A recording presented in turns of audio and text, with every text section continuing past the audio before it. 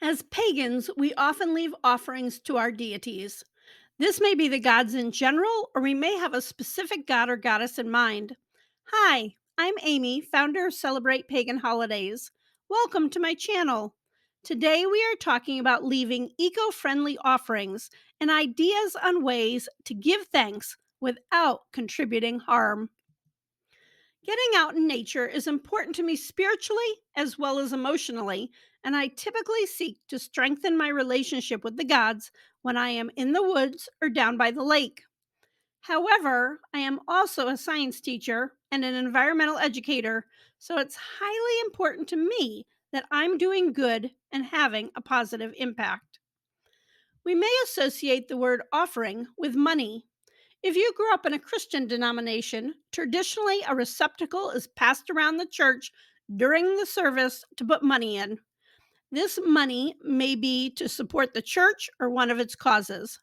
The Bible specifically tells its followers to tithe part of their income. Pagans leave offerings of things the deities like: food, wine, herbs, trinkets, coins, gemstones, flowers, and tobacco. Honestly, the list could go on forever. We may leave an offering to express thankfulness or a gift that appeals to a particular deity. On my altar for Bastet, I place a bottle of perfume because she loves scents. Toward the end of the video, we will talk more about disposing of these items. Leaving offerings for the gods is common around the world. In Bali, an island whose name literally means the island of the gods, it's common to leave an offering of food, flowers, and spices outside on a small bamboo plate. Food offerings that are left on the street are done so with the knowledge it helps homeless people, stray dogs, and monkeys. If you are like me, you may have both indoor and outdoor altars. This is my Lammas altar from last year. Because it's in my house, I can easily either eat the food or place it in the compost when I am done with it. I have a video on this altar setup that I will link below. However, for an outdoor altar, I don't just want to leave food. Bread is a common gift we give the gods. You may think that leaving bread out honors the deity and helps local wildlife. However, bad bread is bad for wildlife. In fact, ducks and geese in urban areas get a nutritional disease called angel wing because they eat so much white bread fed to them. I think picnics are a great way to have a communal meal with a deity, ancestor, or spirit guide. This is something I did when my children were young because it's a fun way to introduce them to making an offering and expressing gratitude to a deity of their choice.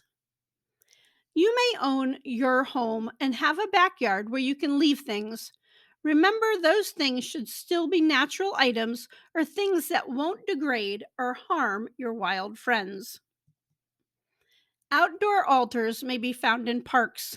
We always want to use the hiking adage, pack it in, pack it out, when using a public altar. You may feel you need to cleanse a public altar, which is totally appropriate. I bring a small vial of moon water when I go hiking, just for that purpose. Then I can set up the altar for my ritual and pack my items out when I'm done. This is a wishing tree in cypress, and it may be a bit of an exaggeration to my point, which is be careful of the fabrics you leave out in nature. This tree and the wildlife it houses are not getting any benefit from all of those ribbons. So I am the first to admit that since I have been a little girl, I have often left a ribbon or piece of yarn in the trees as an offering to Mother Nature, Arshio, or the Dryads. Especially if I was foraging, I wanted to give thanks. In my mind, these decomposed quickly. However, I was very wrong. Fabrics today take a long time to decompose because they are mostly blends. Most ribbons and yarns will take 50 to 200 years to fully biodegrade, although 100% cotton items will biodegrade much faster. My work in wildlife conservation has taught me that leaving yarns or fabrics out for the birds is not appropriate. Don't leave things like dryer lint or human hair. All of these things can tangle around the bird's feet and legs. If you are honoring a bird god, such as Horus, Athena, or Rhiannon, show you honor them by building a birdhouse or planting bushes that provide berries for the birds. We often have a tell mentality when communicating with the gods. Remember, they want to know that we are learning and acting on their guidance. I am a follower of Arshio, the goddess of wildlife, and I want to do things that show her I am following her teachings. So I'm volunteering in wildlife rehabilitation and hanging a bird feeder. I am doing eco friendly things as part of my religious journey. I have a video on Arshio that has an example of my altar to her, and I will link it in the description. What god or goddess doesn't appreciate some wine, bourbon, or mead? Life is complicated. Our ancestors would have grown the grapes, stomped out the juice, and fermented it. Today, we just go to the store and buy a bottle. But is it really that easy? Before we buy that wine, maybe we need to think about the impact on the planet. Was it grown using pesticides or organic methods? How far did it travel to get to your store using fossil fuels? Is the glass bottle from recycled glass? That said, your local craft brewery or bourbon distillery is a wonderful place to support. Buying locally supports the environment and your community. That shows the deities you care. That's just my opinion. Don't pour libations out on the ground. Alcohol can kill microbes in the soil. Only pour out water for an offering or to cleanse an area. Okay, the thinking about beer makes me think of Odin. Let's keep this thought in mind as well. An offering does not have to be physical, it can be from yourself. So, Odin, being the god of wisdom, appreciates good conversation. He enjoys poetry. Share that with him.